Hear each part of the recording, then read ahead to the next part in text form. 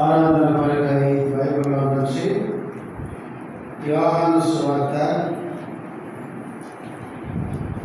8వ అధ్యాయం. యోహాను సువార్త 8వ అధ్యాయము మొదటి 11 వచనాలు మార్చి చదువుకుందాం. యేసు ఒలీవల కొండకు వెళ్ళాను.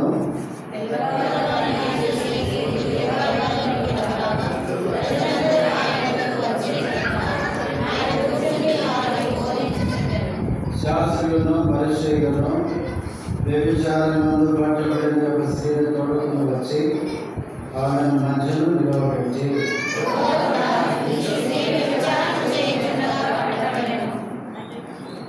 అతి వారిని రాళ్ళు చంపవలెనని ధర్మశాస్త్రంలో మోసే మనకు ఆజ్ఞాపించను కదా, అయినను నీవేమి చెప్తున్నావని ఆయన అడిగారు.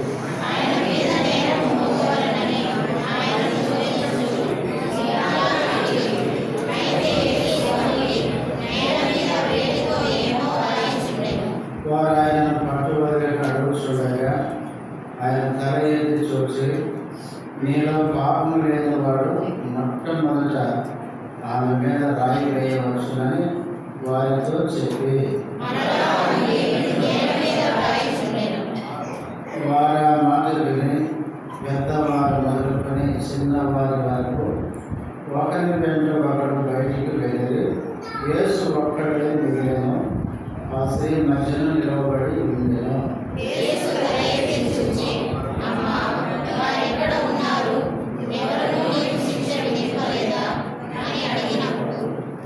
వచ్చిన అందరూ కలిసి ఆమె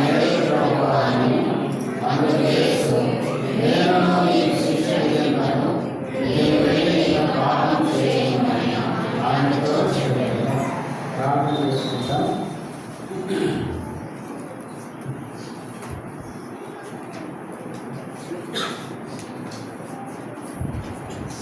ప్రేమ కలిగిన మా తండ్రి, పరిశుద్ధుడమైన దేవా, యేసుక్రీస్తు నామములో వందనములు, స్తోత్రాలు. ఇంతవరకు పాటల ద్వారా నిన్ను మహిమపరచడానికి సహాయపడుతూ వచ్చినందుకు స్తోత్రాలు. వ్యక్తిగత ఆరాధనలో ప్రవేశించుకున్నప్పుడు చదవబడిన వాక్య భాగంలో నుంచి ఆరాధన కొరకై మాకు కావలసిన చక్కటి మీ మాటలు మాకు అందించండి. ఆత్మతో సత్యముతో ఉదయమాన నేను స్తుతించి ఆరాధించడానికి మమ్మల్ని అందరినీ సిద్ధపరచండి. చేరవలసిన మీ బిడ్డలపై స్తోత్రాలు. ఇంకా రావలసిన వారిని త్వరపెట్టండి. ఎవరు కూడా నిర్లక్ష్యంగా ఉండి విలువైన సమయాన్ని పోగొట్టుకోకుండా మీరు సహాయం చేయమని మీ దాసుడు బలహీనుడు శిలువ చాటును మరుగుపరచండి. యజమానుడు వాడుతున్న పాత్రగా సిద్ధపరచమని యేసుక్రీస్తు నామమును స్తుతించి ప్రార్థిస్తున్నాము తండ్రి, ఆమేన్.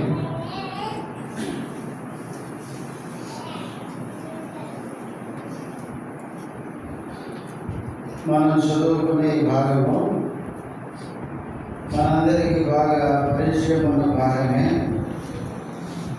అయినా మనం చదువుకున్న భాగంలో నుంచి ఆరాధన కొరకై కొన్ని తలంపులు మనం జ్ఞాపకం చేసుకొని మన ప్రభువును మనం స్తుతించి ఆరాధిద్దాం. యోహాను సువార్త 8వ అధ్యాయం మొదటి వచనం. యేసు ఒలీవల కొండకు వెళ్ళాను.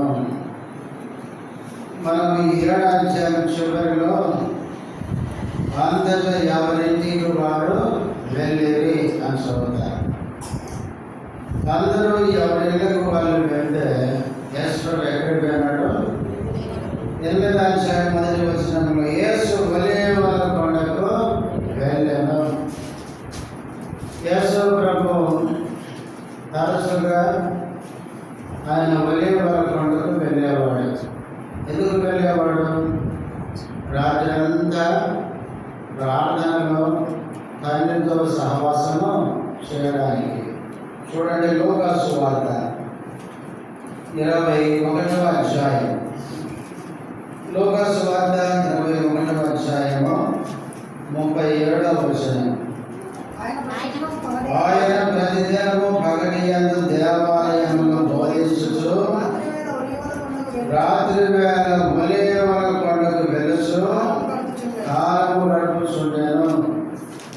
ప్రతిదినము పగటియందేమో దేవాలయంలో బోధిస్తున్నాడు, సాయంకాలం కాగానే రాత్రికి వెళ్ళిపోతున్నాడు, ఒలీవల కొండకు వెళ్తున్నాడు. ఒలీవల కొండకి యేసు ప్రభు ఆయన తరచుగా వెళ్ళేవాడు. ఆయన చివరి దినాలకు ప్రతిదినం ఒలీవల కొండకు వెళ్ళి తండ్రితో సహవాసం చేసేవాడు. తర్వాత యోహాను సువార్త 8వ అధ్యాయం 2వ వచనం. తెల్లవారగానే యేసు తిరిగి దేవాలయంలోనికి రాగా ప్రజలందరూ ఆయన యొద్దకు వచ్చిరి కనుక ఆయన కూర్చుండి వారికి బోధించుచుండెను. తెల్లవారగానే యేసు ప్రభు ఎక్కడికి వచ్చినాడు? దేవాలయానికి వచ్చినాడు. దేవాలయానికి, దేవుని మందిరానికి ఎప్పుడు రావాలి చెప్పండి? యేసు ప్రభు తెల్లవారగానే వచ్చినాడు. తెల్లవారగానే యేసు దేవాలయంలోనికి రాగా ప్రజలు కూడా ఎప్పుడు వచ్చినారు? వాళ్ళు కూడా తొందరగా దేవాలయానికి వచ్చినారు. ఇందాక చదువుకున్న వచ్చిన కింద వచ్చిన చదవండి. లూకా సువార్త 21వ అధ్యాయం 38. ప్రజలందరూ ఆయన మాట వినుటకు దేవాలయంలో ఆయన యొద్దకు ఎప్పుడు వస్తున్నారు? గందరగోళం వచ్చుచుండిరి. మనము దేవుని మందిరానికి తొందరగా రావాలి, తొందరగా రావాలి. ఆలస్యంగా రావడం అనేది మంచి అలవాటు కాదు. మనం అన్నిటికేమో తొందరగా పోతాం, దేవుని మందిరానికి ఏమో ఆలస్యంగా వస్తాం. మనము దేవుని విషయంలో ఆలస్యం చేయదు. దేవుని ఇంటికి త్వరగా రావాలన్న ఆశ మనకు ఉండాలి. బైబిల్లో రాజులైన వారే, గొప్ప గొప్ప రాజులు దేవుని సన్నిధికి సంతోషంగా త్వరగా వచ్చినట్లు బైబిల్లో చూస్తాం. హిజ్కియా రాజు అయితే అందరూ లేచి, ఆయన ఒక్కడే కాదు, తనతో ఉన్న అధికారులందరినీ సిద్ధం చేసుకొని దేవాలయానికి వచ్చినట్లు దినవృత్తాంతంలో 2వ గ్రంథంలో ఉంది. మనం దేవుని మందిరానికి త్వరగా రావాలి, తొందరగా రావాలి. అందుకనే తెల్లవారుగానే యేసు ప్రభు దేవాలయంలోకి వచ్చినాడు. ప్రజలందరూ ఆయన ఎదురు వచ్చారు. వచ్చిన తర్వాత ఆయన కూర్చుని వారికి బోధించెను. ఎవరైతే దేవుని దగ్గరికి త్వరగా తొందరగా ఆశతో వస్తారో అట్లాంటి వారికి యేసు ప్రభు చక్కగా బోధిస్తాడు. మనకు కావలసిన అవసరమైన మాటల చేత మనతో మాట్లాడి మన హృదయాన్ని తృప్తిపరుస్తాడు. కాబట్టి పెద్దగడనే ప్రజలు కూడా వచ్చారు. ఆయన వచ్చిన వారికి బోధించుచుండెను. ఇప్పుడు 3వ వచనం. శాస్త్రులను పరిసయ్యులను వ్యభిచారమునందు పట్టబడిన ఒక స్త్రీని తోడుకొని వచ్చి ఆమెను మధ్యలో నిలవబెట్టి, బోధకుడా, ఈ స్త్రీ వ్యభిచారము చేయుచుండగా పట్టబడెను.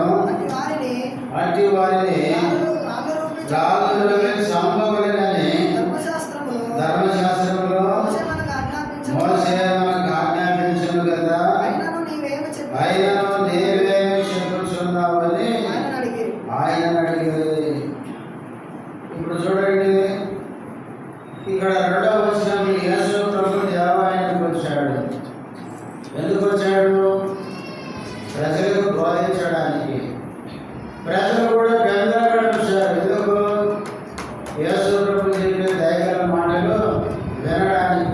శాస్త్రులు పరిశీలన వచ్చారు.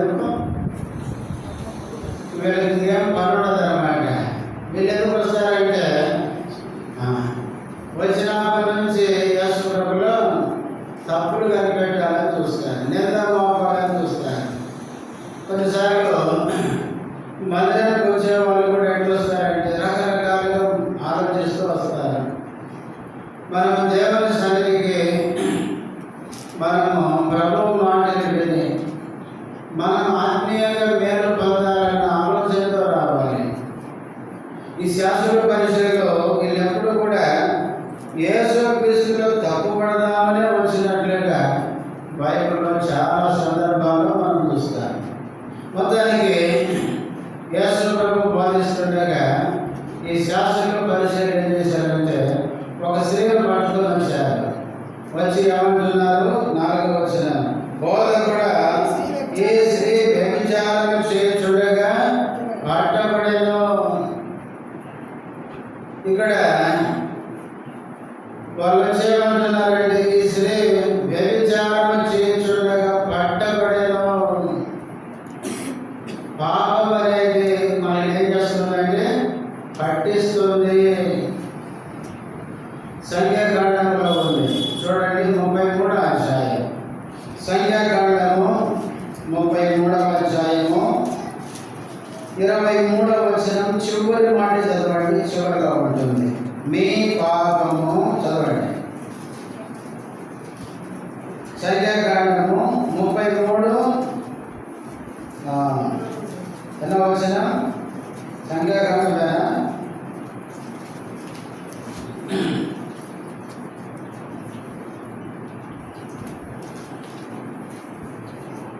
ఎన్నో అధ్యాయం అంటే 23, 33, 32. మీ పాపం చివరిలో ఉండదు చూడండి.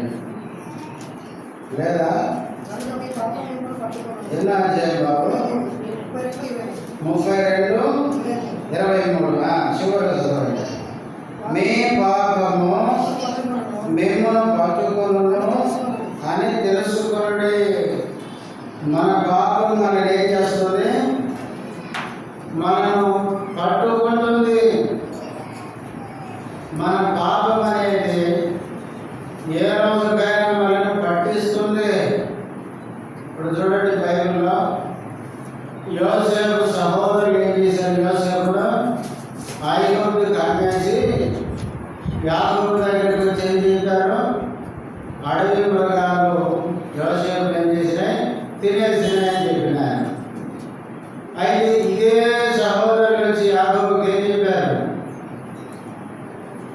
మా సహోదరుడైన యోసేపు ఐగుప్తులు ఏమై ఉన్నాడు? అధికారి అయి ఉన్నాడు. ఇప్పుడేమైంది? వాళ్ళు చేసిన పాపమంతా ఏమైంది? బట్టబయలైపోయింది. యోసేపు సహోదరుడు చేసిన ఆ మోసం, ఆ పాపం బట్టబయలైపోయింది.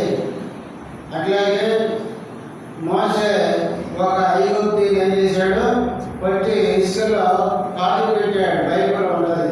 అటు ఇటు చూశాడంట. అంటే ఎవరు లేరు కానీ ఎవరు చూడలేదు అని చెప్పి ఇసుకలో వాడిని పాతి పెట్టారు. మోసే కొట్టాడు, ఎవరు చూడలేదని పాతి పెడితే మరుసటి రోజు వచ్చేసరికి ఇద్దరు హెబ్రీలు పోట్లాడుతున్నారు. అప్పుడు అన్యాయం చేసిన వారిని చూసి మోసే అన్నాడు, అతడు మన సహోదరుడే కదా, నువ్వెందుకు ఇట్లా చేస్తున్నావు అని అడుగుతున్నప్పుడు అతడు అన్నాడు, ఏమని? నిన్న ఐగుప్తీయులు కొట్టి చంపావు, ఈరోజు నన్ను కూడా చంపాలనుకుంటున్నావా అని నిన్న చేసిందే ఈరోజుకి ఏం చేశాడు? బయట పెట్టేశాడు. అట్లాగే బైబిల్లో యెహోషువ గ్రంథం 7వ అధ్యాయానికి వస్తే ఆకాన్ అనేవాడు దొరుకుతాడు. అక్కడ బైబిల్ ఎట్లుంటుందంటే ఆకాను పట్టబడెను అని ఉంటుంది. ఆకాను శబ్దమైన వాటిలో కొన్ని దాచిపెట్టుకున్నాడు కానీ చివరికి ఏమయ్యాడు? పట్టబడ్డాడు. బైబిల్లో మనము పాపం చేసిన వారందరూ ఏమైపోయారు? చివరికి వాళ్ళ పాపంలో వాళ్ళు చిక్కుపడ్డారు, పట్టబడ్డారు. మనం ఎప్పుడు అనుకోవద్దు, నేను చేసిన పాపం ఎవరికి తెలియదు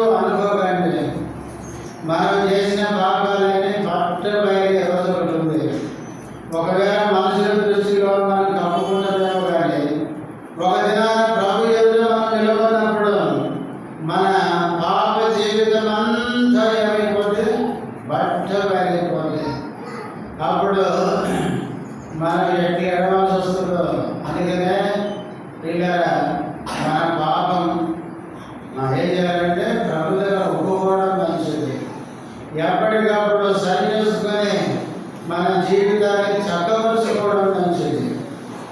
ఈ స్త్రీని పట్టుకొని వచ్చి వాళ్ళు ఏమన్నారంటే, బోధకుడా, ఈ స్త్రీ వ్యభిచారం చేయించుండగా మేము పట్టబడాను.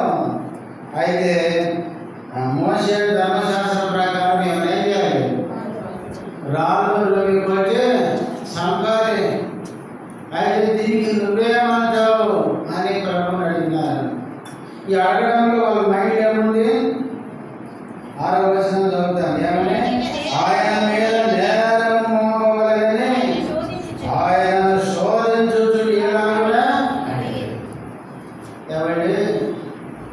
యేసు ప్రభు మీద నేరం మోపే వ్యక్తులు ఎవరు ఉన్నారా?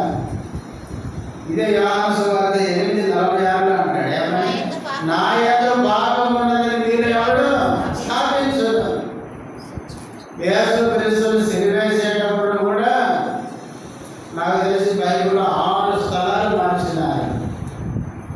అన్న, కయప, పిలాతు ఇట్లా 6 మంది దగ్గరికి తీసుకెళ్ళి 6 స్థలాల్లో తీర్పు తెచ్చి ఫైనల్గా వాళ్ళందరూ చెప్పిన మాట ఏంటి? ఈయన యందు ఏ పాపం దోషం మాకు కనబడలేదు. యేసు క్రీస్తులో పాపం కనిపెట్టడం, నేరం మోపడం ఎవరికి సాధ్యమో కాదు. కాబట్టి ఈ శాస్త్రుల పరిచయంలో యేసు ప్రభువులో నేరం, ఆయనలో పాపం, తప్పు ఏదో కనిపెడదామని చూశారు. మాటల్లోనే చిక్కులు పెడదామని చూశారు. కానీ తర్వాత పాపంలో చదువుతారు. ఏమని చదువుతారంటే చూడండి, 7వ వచనం. వారు ఆయన పట్టువదలకి అడుగుచుండగా ఆయన తల ఎత్తి చూచి, మీలో పాపము లేనివాడు మొట్టమొదట ఆమె మీద రాయవేయవచ్చునని వారితో చెప్పి మరలా వంగి నేల మీద రాయించుండెను. యేసు ప్రభు ఎదుగులే కలుగుతుంది మౌనంగా ఉన్నాడు. కానీ వాళ్ళు ఏం చేశారంటే పట్టు వదలక అడుగుతున్నారంట. నువ్వు ఇప్పుడు ఏదో చెప్పాలా, నువ్వు చెప్పకపోతే నేను ఊరుకోం అని పట్టు వదలకుండా అడుగుతున్నారు. అప్పుడు యేసు ప్రభు ఒక మాట అన్నాడు. ఏమన్నాడు? మీరు పాపము లేనివాడు మొట్టమొదట మీద రాయి వేయవచ్చునని వాళ్ళతో చెప్పినాడు. వాళ్ళ మనసుల్లో, వాళ్ళ ఆలోచనలో ఇట్లా ఆయన అంటాడని అసలే ఊహించుకున్నారు. యేసు క్రీస్తు ఎట్లాంటి వాడంటే మహా జ్ఞాని. ఒక వ్యక్తి ఎదురుగా వచ్చి నిలబడితే ఒకసారి అట్లా చూస్తే ఏమైంది? అతని మనుషులు ఏమనుకుంటున్నాడు, ఏం ఆలోచిస్తున్నాడు అంత బాగా అంతా కనపడుతున్నది. అట్లాంటి దేవుని ముందు నిలబడి ఆయన మీద నేరం మోపాలనుకుంటే ఎట్లా సాధ్యమైంది? కాబట్టి శాస్త్ర పరిచయంలో యేసు క్రీస్తు మీద నేరం మోపాలని, తప్పు మోపాలని పట్టు వదలక అడిగితే యేసు ప్రభు నోరు అన్నాడు. ఏమన్నాడంటే, మీలో పాపము లేని వాడెవడు వాడు మొదలు వేయడు రాయి అన్నాడు. ఎప్పుడైతే ఆ మాట యేసు ప్రభు అన్నాడు, ఇప్పుడు ఆమె పట్టబడిందనే దానికి వీళ్ళు పట్టబడ్డారు.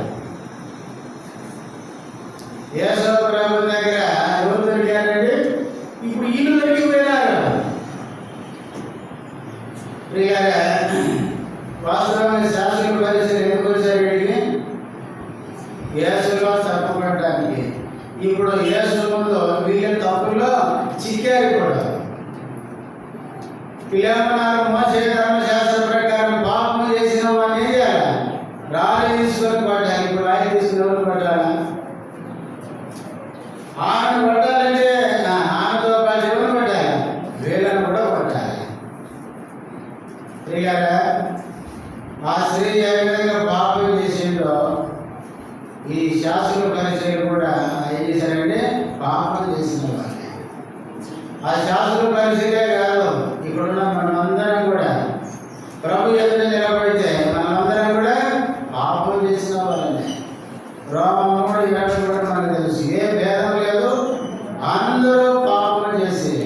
దేవుడు అనుగ్రహించు మహిమను పొందలేకపోతున్నారు. రోమ 5:12 కూడా పౌలు అంటాడు, ఇట్లుండగా ఒక మనిషి ద్వారా పాపం వలన లోకంలో మరణం ప్రవేశించింది అంటూ తర్వాత ఆ విధంగా అందరూ పాపము చేసినందున అందరికీ మరణము సంప్రాప్తమైన. మనుషులందరూ పాపం చేసిన వారే. నేను పాపం చేయలేదు అంటే మనమే మోసం చేసుకుంటున్నాను, దేవుని అబద్ధికులు చేస్తున్నాను. మనందరం కూడా పాపం చేసేవారమే. అయితే ఇప్పుడు యేసు ప్రభు ముందు ఈ స్త్రీ నిలబడి శాస్త్రులు పరిచయాలు సమూహంగా వచ్చిన వాళ్ళు ఉన్నారు.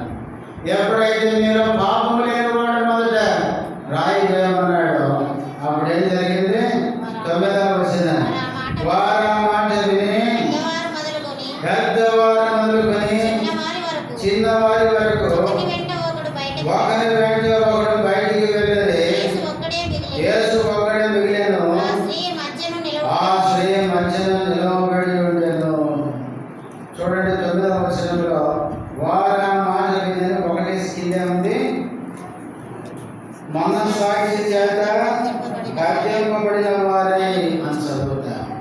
యేసు ప్రభు మీలో పాపము లేని వాడెవడు మొదట రాయమని చెప్పిన వెంటనే వీళ్ళ మనసాక్షి వెళ్ళని గద్దించింది. నువ్వు కూడా పాపం చేసావు కదా అని. ఇలా మనసాక్షి గద్దించినప్పుడు ఏం చేయాలా? వెంటనే ప్రభు దగ్గర పాపం ఒప్పుకొని వెళ్ళే బాగున్నారు. కానీ వాళ్ళు మనసాక్షి చేత పాపం చేసిన వారిని గద్దించినప్పటికీ పాపాన్ని ఒప్పుకోకుండానే వాళ్ళు వెళ్ళిపోయినారు. వెళ్ళిపోయిన తర్వాత యేసు ప్రభు అంటాడు, ఇప్పుడు 10వ వచనం చూడండి, యేసు తల ఎత్తి చూచి, అమ్మా కొద్దిగా వేయ. యేసు ప్రభు ఈ స్త్రీ ఏమంటున్నాడంటే అమ్మా అని సంబోధిస్తున్నాడు. ఈ మాట ఆమె విన్న వెంటనే ఆమె హృదయం ఏమైపోయింది? ఎంతో చలించిపోయి ఉంటుంది. ఏనాడు నన్ను ఎవరు ఈ పదము ఉపయోగించిన పలకరించలేదే. వచ్చిన వాళ్ళందరూ ఏమంటారు? ఈమెను రకరకాలుగా ఎన్ని పదాలు ఉపయోగించున్నారు.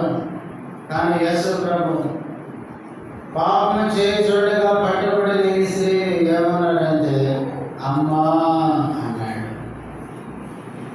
యోహాను సువార్త 2వ అధ్యాయంలో కానా వీధిలో ద్రాక్షరసం ఎక్కినప్పుడు యేసు తల్లి యేసు ప్రభు దగ్గరికి వచ్చి అక్కడ ద్రాక్షరసం అయిపోయింది అని చెప్పినప్పుడు యేసు ప్రభు ఏమన్నాడు? అమ్మ నాతో నీకేమి పని అన్నాడు. ఆ 2వ అధ్యాయంలో మరియను ఏ మాటతో సంబోధించాడో అదే మాటతో ఈ స్త్రీని సంబోధించాడు. అంటే ఇందులో ఏం కనపడుతుందండి? యేసుక్రీస్తులో ప్రేమ కనపడుతుంది. ఈమె పాపం చేసినప్పటికీ యేసు ప్రభు ఈమె ఏం చేస్తున్నాడు? ప్రేమిస్తున్నాడు.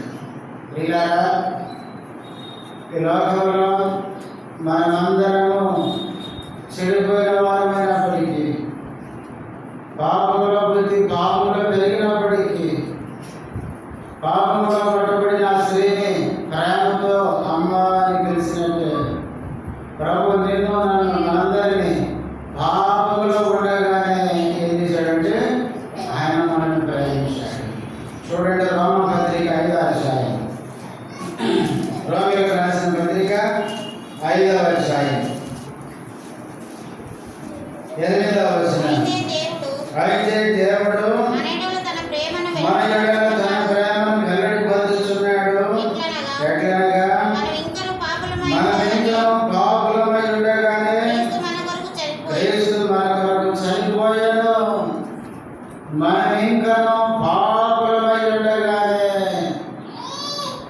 క్రీస్తు మనల్ని ప్రేమించాడు. ప్రియులారా, మన ఎడల ఆయన ప్రేమను వెల్లడి చేశాడు. పాపంలో ఉన్న నిన్ను నన్ను ప్రేమించి మన కొరకు ఆయన తన ప్రాణాన్ని పెట్టినాడు. పాపంలో ఉన్న వ్యక్తులను ఎవరు ప్రేమిస్తారు చెప్పండి? పాపంలో ఉన్న వ్యక్తులను ఎవరూ ప్రేమించలేరు. యోహాను సువార్త 13వ అధ్యాయంలో మొదటి వచనంలో చదువుతాను. తాను ఈ లోకంలో నుంచి వెళ్ళవలసిన గడియ వచ్చనని యేసు ప్రభు ఎరిగి ఆయన తన వారిని ప్రేమించాడంట. వాళ్ళని అంతం వరకు, తన వారంటే శిష్యులు. యేసు ప్రభు ఎట్లాంటి వాళ్ళు? యేసు ప్రభు శిష్యులలో ప్రతి శిష్యుని మీరు చూడండి, ఒక్కొక్కరు ఒక్కొక్క బలహీనత ఉంటుంది. పేరునేమో దుడుకోడు, తోమనేమో అవిశ్వాసి, అపనమ్మకస్తుడు, ఏమి పెట్టి రుజువులు ఉంటేనే నమ్ముతాడు. యోధానేమో అప్పగించే రకం. ఇట్లా ఒక్కొక్కరిలో ఒక్కొక్క బలహీనత ఉంది. యేసుక్రీస్తు శిష్యులలో రకరకాల బలహీనతలు ఉన్నాయి. ఈ 4 సువార్తలు మీరు చదవండి. యేసు చనిపోయి తిరిగి లేచిన తర్వాత మగ్దలేనే మరియు యేసు ప్రభు మొదటిగా పిలిచినాడు. ఆ మధ్య శిష్యులకు చెప్తుంది, అయ్యా సమాధిలో యేసు లేడు, అయితే నేను వెతికితే కనపడలేదు. తర్వాత నేను ఏడుస్తుండగా యేసు నాకు ప్రత్యక్షమయ్యాడంటే వీళ్ళు నమ్మలేదు. ఇప్పుడు శిష్యులు ఎలాంటి వాళ్ళు చెప్పండి? ఇట్లాంటి వాళ్ళని తెలిసినా కూడా యేసు ప్రభు తన వారిని ఏం చేశాడంటే ప్రేమించినాడు. సువార్తలో ఒక యవనస్తుడు పరిగెత్తుకుంటూ వస్తాడు. యేసు ప్రభు ముందు మోకాల్లోనే ఏమంటాడు? బోధకుడా, నిత్య జీవానికి నేను వారసుని కావాలి, దానికి నేనేం చేయాలని అడిగినాడు. అయితే అక్కడ యేసు ప్రభు కొన్ని విషయాలు మాట్లాడి తర్వాత బైబిల్లో ఉంది, యేసు వారిని ప్రేమించి అన్నది. నాకు ఆ భాగాన్ని చదివినప్పుడు యేసు ప్రభుకి కాసేపట్లో అర్థమైందేమని, వీడు ముఖం చిన్నపుంచుకొని యేసుని అంగీకరించకుండా వెళ్ళిపోతాడని. ఆ యవనస్తుడు యేసు ప్రభుని అంగీకరించకుండా యేసు మాటలు తృణీకరించి ముఖం చిన్నపుంచుకొని వెళ్ళిపోతాడని తెలిసి కూడా యేసు వారిని ప్రేమించి అందుతాడు.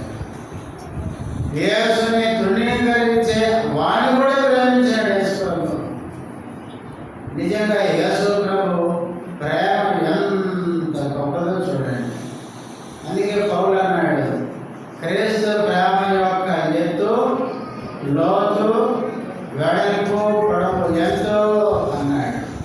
క్రీస్తు ప్రేమను ఎవరు కూడా కొలత వేయలేరు. కాబట్టి పిల్లారా, పాపముగా పడబడిన ఆ స్త్రీని ప్రభు ప్రేమించాడు. యేసుక్రీస్తు పాపులను ప్రేమించిన వాడు. పాపులను శిక్షించేవాడైతే ఈరోజు మనం ఇక్కడ ఉండేగలము కాదు. కాబట్టి యేసుక్రీస్తు పాపంలో పడబడిన ఆ స్త్రీని ప్రేమించి అందరూ రాళ్ళతో పెట్టాలి, చంపాలి అంటుంటే యేసు ప్రభు ఆమెను రక్షించాలని ప్రేమించినవాడు. పాపంలో పడబడిన ఆమెతో ప్రేమగా మాట్లాడినవాడు. అమ్మా అన్నాడు. కాబట్టి పాపంలో ఉన్న నిన్ను నన్ను ప్రభు ప్రేమించిన దేవుడు కనుక మన ప్రభు ఏం చేయాలి? ఆరాధించాలి. ప్రేమించి ప్రేమగా మాట్లాడి ఏమన్నాడంటే చూడండి, వారు ఎక్కడ ఉన్నారు, ఎవరినో నేను శిక్ష విధింపలేదా అని అడిగినప్పుడు ఆమె లేదు ప్రభు నేను. అందుకు యేసు, నేను నీకేం చేయను, శిక్ష విధింపను. ఎంత మంచి మాట. ఇక్కడ చూడండి, అందరు వెళ్ళిపోయిన తర్వాత యేసు ఒక్కడే అక్కడ నిలబడి ఉన్నాడు. మీలో పాపం లేని వాడు ఏం చేయమన్నాడు? రాయి ఏమన్నాడు? ఇప్పుడు ఈమె పాపం చేసిందని ఒప్పుకుంటుంది. యేసు ప్రభు ఏం లేదు, పాపం లేదు. ఇప్పుడు యేసు ప్రభు రాయి తీసుకుని ఏం చేయొచ్చు? ఆమెను పట్టచ్చు, శిక్షించవచ్చు. ధర్మశాస్త్రం ప్రకారం యేసు ప్రభు ఈ స్త్రీని చంపడానికి ఏముంది? యేసు ప్రభుకి అధికారం ఉంది. కానీ యేసు ప్రభు అంటున్నాడు ఏమని? నేను కూడా నిన్ను శిక్షింపను. ప్రియులారా, నేను మనం చేసిన పాపాన్ని బట్టి ప్రభువు కనుక శిక్షించేవాడైతే మనం ఈ రోజు వరకు బ్రతికి ఉండేవాళ్ళం కాదు. చూడండి కొన్ని మాటలు. 103వ కీర్తనలో దావీదు అంటాడు. 103వ కీర్తన 10వ వచనం. కీర్తనలు 103:10. మన పాపములను బట్టి మనకు ప్రతీకారం చేయలేదు, మన దోషములను బట్టి మనకు ప్రతిఫలము ఇయ్యలేదు. మన పాపాన్ని బట్టి మనకు ఆయన ఏం చేయలేదంట? ప్రతీకారం చేయలేదు. ఒకవేళ చేస్తే దేవుడి కనుక మన పాపాన్ని బట్టి శిక్షించడం మొదలుపెట్టి ఎవరు మిగులుతారు చెప్పండి? ఎవరిని కాదు, అంతే. అందుకే దావీదు ఒప్పుకుంటున్నాడు, మన పాపములను బట్టి మనకు ప్రతీకారం చేయలేదు, మన దోషములను బట్టి మనకు ప్రతిఫలం ఇయ్యలేదు. యోబు గ్రంథం 33వ అధ్యాయం. యోబు గ్రంథం 33వ అధ్యాయము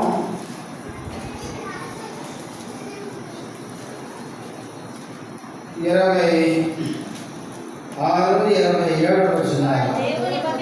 వాడు దేవుని బతిమాలు కొనిన యెడల ఆయన వారిని కటాక్షించును. కావున వాడు ఆయన ముఖము చూసి సంతోషించును. ఈలాగున నిర్దోషత్వము ఆయన నరునికి దయచేయును. ఇక్కడ చూడండి 26వ వచనంలో వాడు దేవుని 26వ వచనంలో వాడు దేవుని బతిమాలు కొనిన యెడల, అంటే పాపములో ఉండే ఒక మానవుడు దేవుణ్ణి బతిమాలు కొని ఆయన ఏం చేసేవాడంట? కటాక్షించేవాడు. కాబట్టి 26వ వచనం చివరి లైన్లో ఈలాగున నిర్దోషత్వం ఆయన నరునికి దయచేయును. పాపములో ఉన్న ఒక మానవుడు దేవుణ్ణి బతిమాలు కొని దేవుని పాపిని అంటే ఆయన కటాక్షించేవాడు, క్షమించేవాడు. కాబట్టి ఆయన మనల్ని ఏం చేస్తున్నాడు? నిర్దోషులుగా ఆయన తీరుస్తున్నాడు.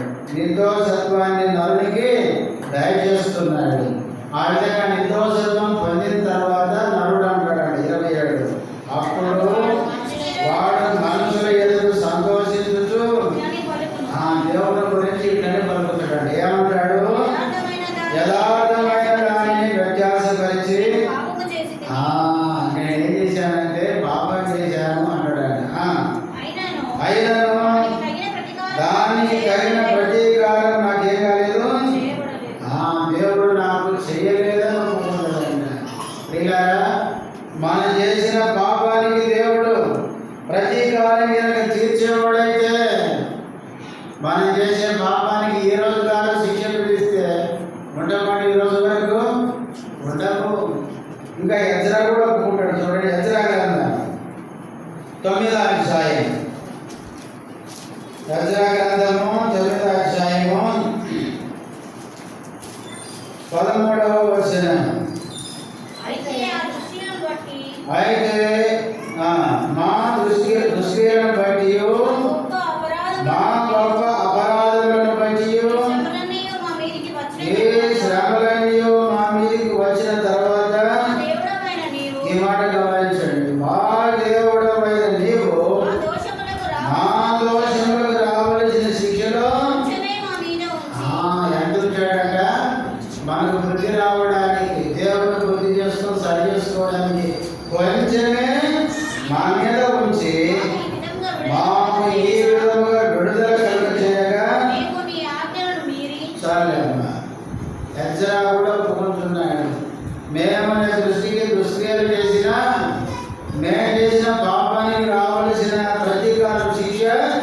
మాకు అనుమతించలేదు. మా దోషములకు కావాల్సిన శిక్షలో ఎంత అనుమతించాడు? భరించమే అనుకుంటున్నాడు. ప్రియులారా, ఆ పాపాత్మురాలైన శ్రీజు యేసు మాట్లాడుతూ, అమ్మ ఎవరు నిన్ను శిక్షించలేదా అన్నాడు. ప్రభువా, ఎవరు శిక్షించలేదంటే నేను కూడా నీకు శిక్ష వేయను అన్నాడు. అట్లాగే మన పాపాన్ని బట్టి మనకు ఆయన ఏం చేయలేదు? శిక్ష విధించలేదు.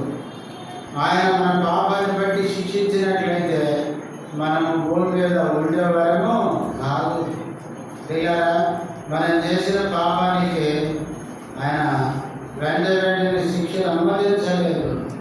మనల్ని దేవుడు శిక్షించకుండా శిక్షను ఏం చేశాడు? తప్పిస్తూ వచ్చినాడు. అంతేకాదు, బైబిల్లో మన శిక్ష ఆయన మీద వేసుకున్నాడు. అంత ప్రేమ కదా! శిక్షించకపోవడమే కాదు, చూడండి, శిక్ష ఆయన మీద వేసుకున్నాడు.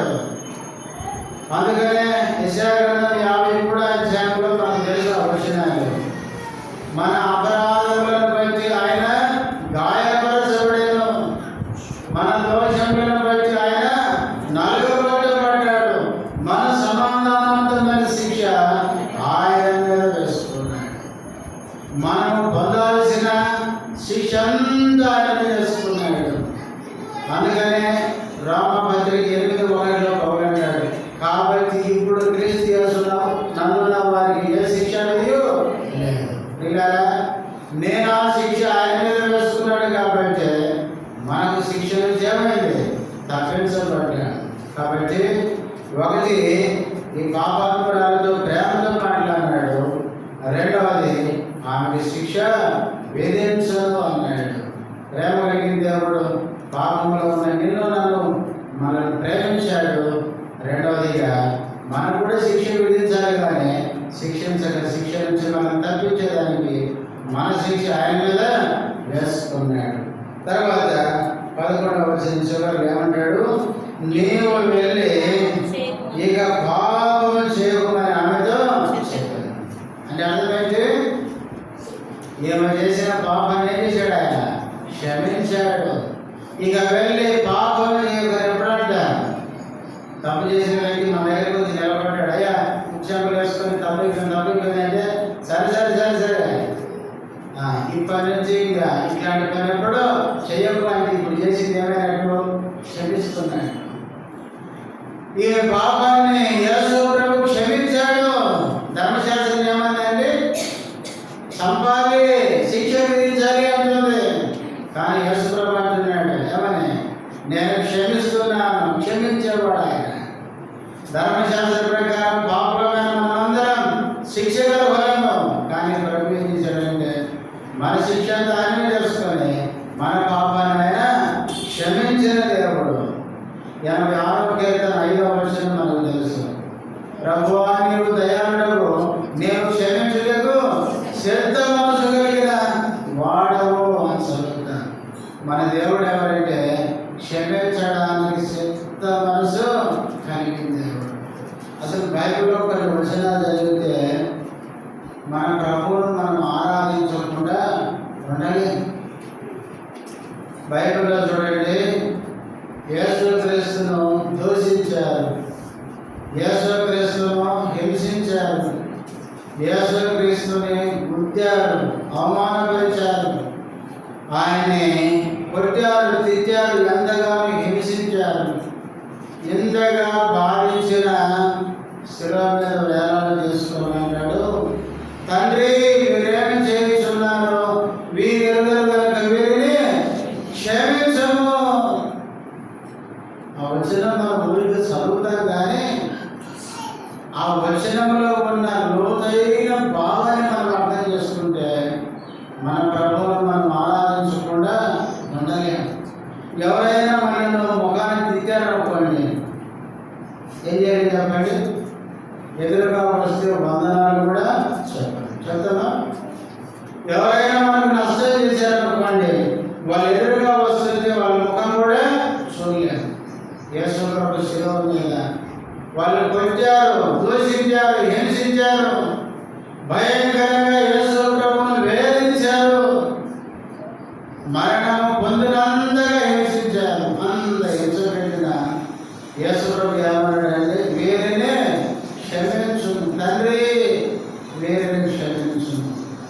నిజంగా యేసుక్రీస్తు ఎంత ప్రేమ కలిగిన వాడు, క్షమాగుణం కలిగిన వాడు. చివరి ఒక మాట చదివి ఆరాధనకి వెళ్తాం. ఎంత క్షమాగుణం కలిగిన వాడు అంటే మీకా గ్రంథం అంటాడు. మీకా గ్రంథము 6వ అధ్యాయం, 7వ అధ్యాయం 18వ వచనం. తన స్వాస్థ్యములో శేషించిన వారి దోషమును పరిహరించి వారు చేసిన అతిక్రమముల విషయమై వారిని క్షమించు దేవుడమైన చాలా క్వశ్చన్ మార్క్ ఉంది. క్షమించుటలో మన దేవుడికి సముడైన దేవుడు ఉన్నాడా? ప్రియులారా, మన దేవుడు క్షమించినట్టు ఎవరు క్షమిస్తారు చెప్పండి? ప్రియులారా, ఈ లోకంలో మన దేవుడు మనల్ని క్షమించినంతగా ఏ దేవుడు క్షమించలేడు. ఏ దేవుడు అంటే ఎవరు క్షమించలేడు. మన ప్రభువు ఎంత క్షమాగుణం కలిగిన వాడు. బైబిల్లో చూడండి, తప్పిపోయిన కుమారుడు తండ్రి నుంచి దూరంగా పోయాడు, పూర్తిగా పాడైపోయినాడు. అయితే తిరిగి రాకముందే వాడు ఏం చేసుకున్నాడు? మనసులో తీర్మానం చేసుకున్నాడు, నా తండ్రి ఇంటికి పోతా, పోయి ఏం చేస్తా, నేను చేసిన తప్పంతా ఒప్పుకుంటా, తండ్రి పరలోకమునకు విరోధంగా ఎదురు నేను పాపము చేసి అని ఒప్పుకుందాం అనుకున్నాడు. అయితే దారిలో వస్తుండగానే తండ్రి ఏం చేశాడంటే వాడిని దూరాన్ని చూసినాడు. తండ్రి పరిగెత్తుకుంటూ వెళ్ళాడు, కుమారుడి మెడ మీద పడ్డాడు. ఇన్ని రోజులు దూరంగా బిడ్డ అని ముద్దు పెట్టుకున్నాడు, వాడిని క్షమించినాడు. నిజంగా తప్పిపోయిన కుమారుడిని చూస్తే ఇంకొకరికి మనసు రాదు. అన్నకే రాలే కదా, అన్న బలానికి రాగానే ఇంట్లో ఏమనేది మొత్తం హంగామా ఉంది. పని చదువుతున్నాడు, ఏంటంటే నాకు లేకుండా మా ఇంట్లో ఏంటంటే అంత అడగకూడదు. వాడు చెప్పినాడు, తమ్ముడు వచ్చాడు, ఈయనకి అక్కర్లేని మాట వచ్చింది. అంటే అన్నకే తమ్ముని క్షమించే మనసు రావడం లేదు, కానీ తండ్రి ఎంత క్షమించే మనసు ఆయన. ఇలా అంత మంచి దేవుని మనం కలిగి ఉన్నాం. కాబట్టి మనం చేసిన దోషాలన్నిటినీ క్షమించిన ఆ దేవుడిని మనం చేయాలని మనసారా స్తుతించి ఆరాధించాలి. మనమందరం లేచినప్పుడు చిన్న పాట పాడుకుందాం.